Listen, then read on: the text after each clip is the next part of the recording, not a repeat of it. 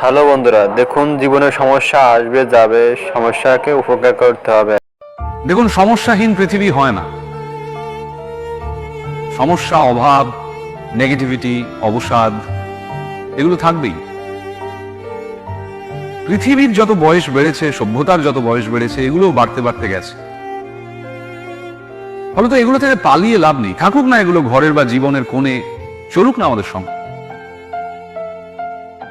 হোক না মন খারাপ, তাতে ভয় কি? মনের জানলাটা এত বড় করে রাখতে হবে যাতে সেটা খুললেই অনেকটা আলো এসে পড়ে।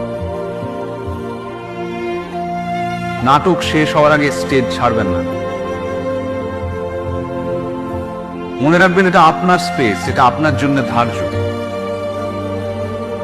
কমেডি হোক কিংবা ট্র্যাজেডি, এই জীবন নাটকের নায়ক আপনি, নায়িকা